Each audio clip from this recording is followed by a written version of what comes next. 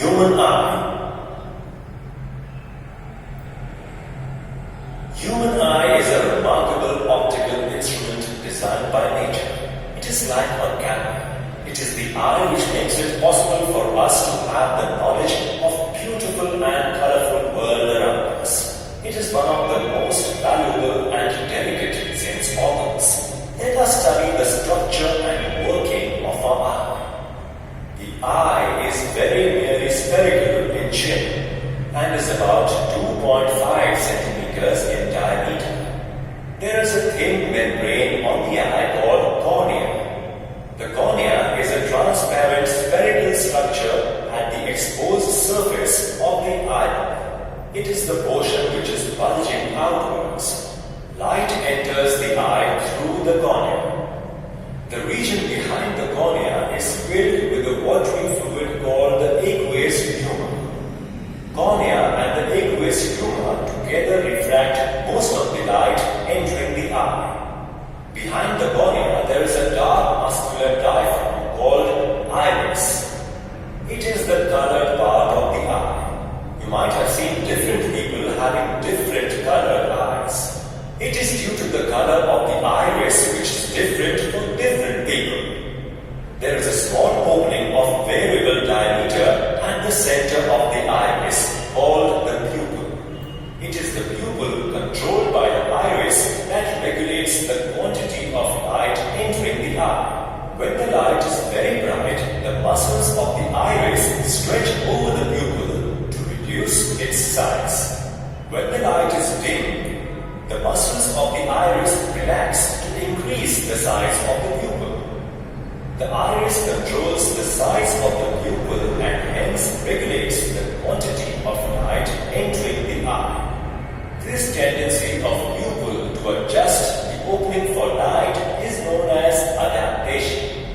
There is a crystalline, transparent and biconvex lens. That is, a lens having convex surface on both sides behind the pupil. The eye lens is composed of fibrous, jelly-like material. The lens forms a real and inverted image of an object. The lens provides fine adjustment to focus the image on the inner surface of the eye. This is called the retina. The retina is a delicate membrane. It consists of a large number of light-sensitive nerve cells connected to optic nerves. These cells produce electric signals when illuminated. There are two kinds of nerve cells on the retina called cones and rods. Cones are the cells that sense color and are sensitive to bright light. Rods are the cells which are sensitive to dim light. The signals produced by these cells are taken to the brain through optic nerves. The brain interprets these signals and processes the information contained in it, and an image of the object is perceived. A point where the optic nerve enters the eye is called the blind spot. Image formed at this point cannot be seen. Majority of the portion of the eye, that is, the region behind the lens and in front of the retina, is filled with liquid-like material, mostly water, called the vitreous humor. The eyes also have eyelids. It is a thin fold of skin that covers and protects our eyes. Also, the eyelids prevents light from entering the eyes when not required. They also have a row of eyelashes which protects the eyes from dust or any other particles. Let us see how our eye adjusts itself to see objects at different distances. The focal length of the eye lens can be changed by contracting or relaxing the ciliary muscles. The eye lens in relaxed position of eye muscles has a focal length of about 2.3 centimeters. In this situation, the lens is thin. Thus, the focal point of the eye lens is located on the retina. Hence, a normal eye in its relaxed position can form sharp images of objects located at longer distances. When we look at objects closer to the eye, the ciliary muscles contract. This increases the curvature of the lens and the lens becomes thicker. Consequently, the focal length of the eye lens decreases. When we look at a distant object, the ciliary muscles are relaxed so that the lens becomes thin and its focal length increases. This enables us to see distant objects clearly. The ability of the eye lens to adjust its focal length is known as power of accommodation, and the process of focusing the eye on different objects placed at different distances is called accommodation. There is, however, a limit to the smallest value that can be attained by the focal length because the ciliary muscles cannot increase the curvature of the lens indefinitely. Thus, the focal length of the eye lens cannot be reduced below a certain value. For a normal eye, the minimum distance from the eye at which an object can be clearly and distinctly seen without any strain on the eye is about 25 centimeters. This distance is known as the distance of distinct vision. If an object is placed closer to the eye than its distance of distinct vision, it cannot be seen clearly. The minimum distance at which one can see a clear image of an object changes with age. You might have observed that if you see a glowing bulb and then close your eyes, the image of the glowing bulb remains on your retina for a fraction of seconds. What is the mystery behind this? Well, this is because the impression of an image on our retina lasts for about 1/16th of a second, even after the object has been removed from our view. This effect that is in continuance of the sensation of eye is called persistence of vision. If another image is formed before the previous image vanishes, a continuation in the image is observed and the object is seen moving. Let us experience the persistence of vision by performing a small activity. Take a piece of white cardboard. Draw a picture of empty cage on one of its side and that of a parrot on the other side. Make two small holes on either sides of the cardboard piece. Suspend it with the help of a thread. Twist the ends of the thread such that the card twirls rapidly. Look at the cardboard as it spins. You will observe that if the rotations are sufficiently fast, the parrot is seen in the cage. That is, you see a single picture of a parrot in a cage.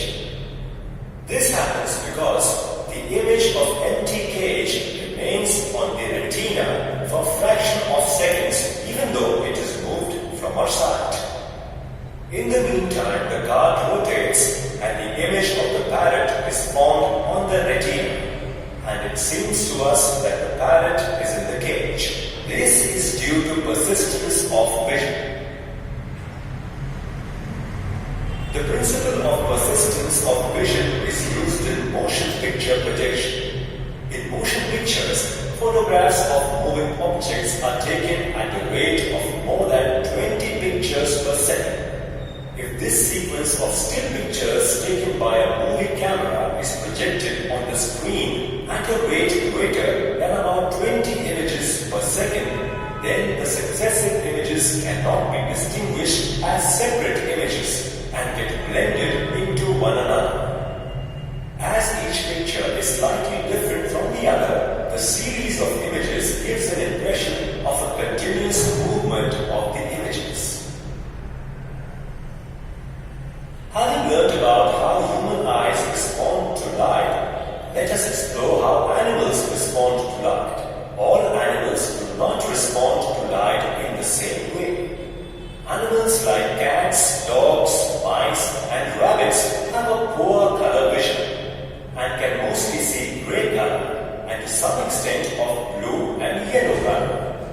Bulls are colorblind. It is due to the moving red cape that they get charged and not because of the red color of the cape. Animals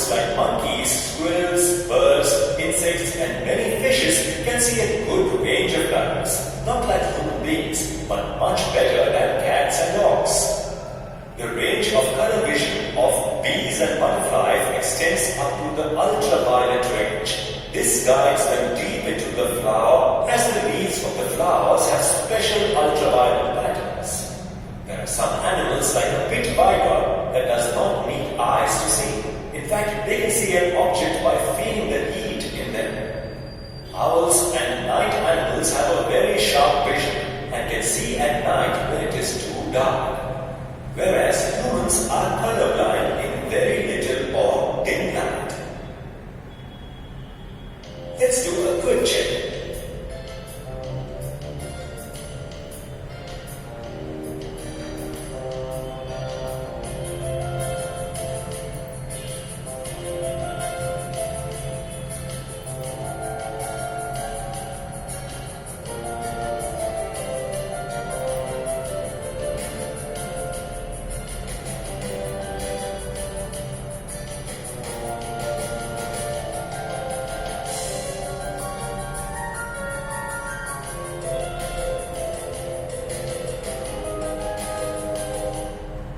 Defects of vision. Our eye lens has the ability to change its focal length so that we can see distant and nearby objects clearly. However, there are situations in which our eye loses the power of focusing images on the retina. Such situations are called defects of vision. Let us learn about some of the defects of the eye. Myopia. You might have seen many people wearing spectacles to see distant objects. Some people can see nearby objects clearly, but fail to see distant objects clearly. Their eyes can focus light coming from near objects on the retina, but the light coming from distant objects is focused in front of the retina. Such people have a defect of eye called short-sightedness or myopia. This defect arises due to slight elongation of the eyeball or due to bulging of the eyelids. Hence, the distance between the eyelids and the retina is greater than the normal eye. It can be corrected by using spectacles having concave lenses of suitable focal length. The parallel rays of light coming from distant objects are diverged by the concave lens to some extent before they are incident on the eye lens. Therefore, the image of a distant object is formed on the retina, due to which the distant objects can be seen clearly. Hypermetropia. A person suffering from hypermetropia can see distant objects clearly, but is unable to see nearby objects even after straining the eye. In this eye defect, the image of a distant object is formed on the retina, but the image of the nearby object is formed behind the retina. It is also known as hyperopia, long-sightedness or far-sightedness. This defect is caused either due to low converging power of eye lens or due to slight flattening of the eyeball in the horizontal direction, thereby decreasing the distance between the eye lens and the retina. It can be corrected by using spectacles having convex lenses of suitable focal length. The parallel rays of light coming from nearby objects are converged by the convex lens to some extent before they are incident on the eye lens. Therefore, the image of a nearby object is formed on the retina of the eye and hence it is seen clearly.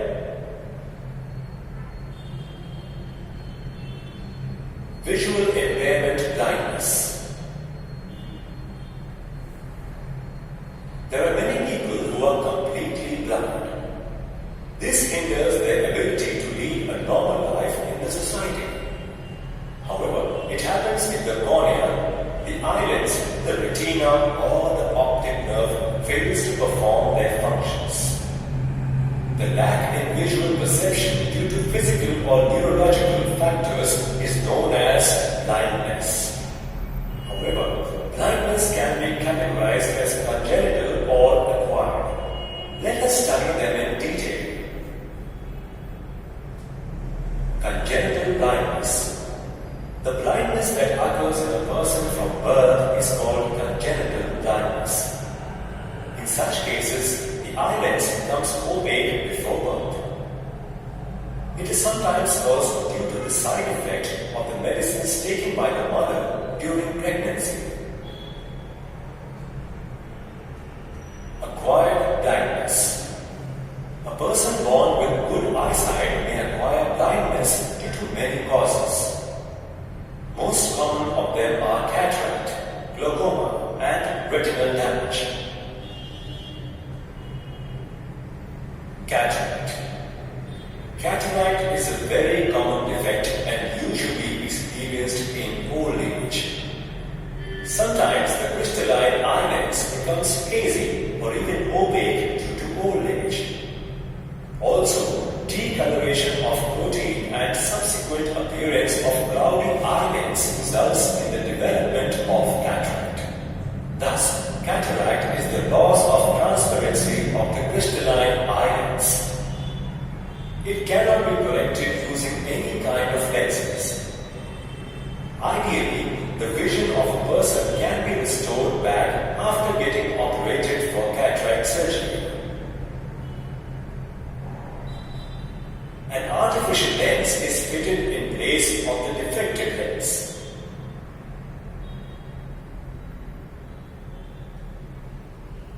Glaucoma. The glaucoma is a condition caused by increased pressure exerted by the fluid in the eye, which damages the optic nerve that transmits signal to the brain. If damage to the optic nerve continues, then it will cause permanent loss of vision. There are no early symptoms or pain experienced by the people suffering from glaucoma. It is important to visit an ophthalmologist regularly before long-term vision loss occurs. Retinal damage. Retinal damage.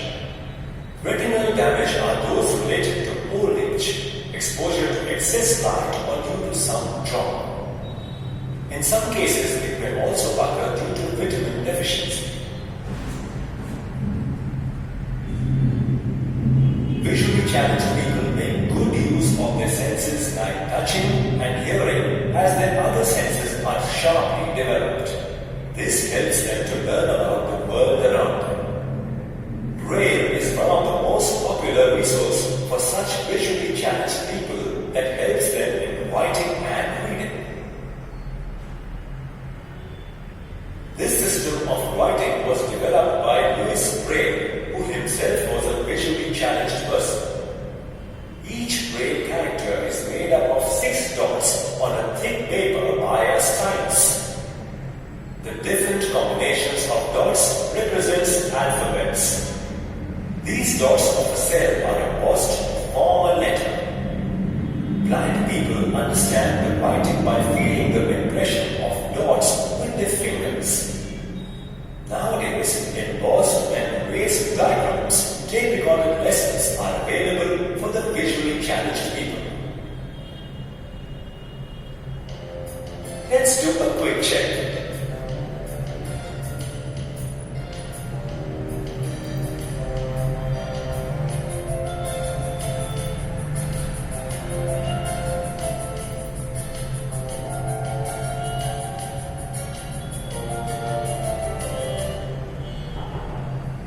Taking care of our eyes.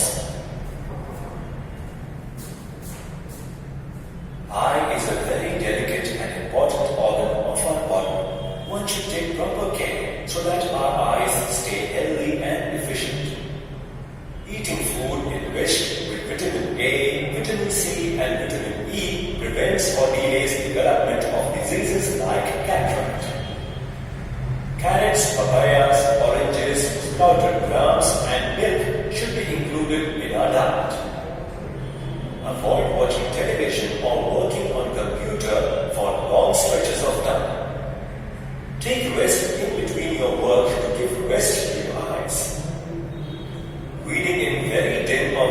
bright light will strain your eyes.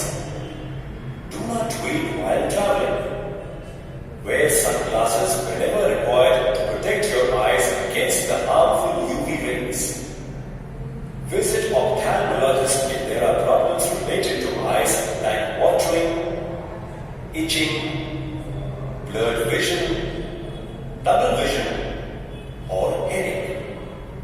If advised, use spectacles regularly. Let's do a quick check.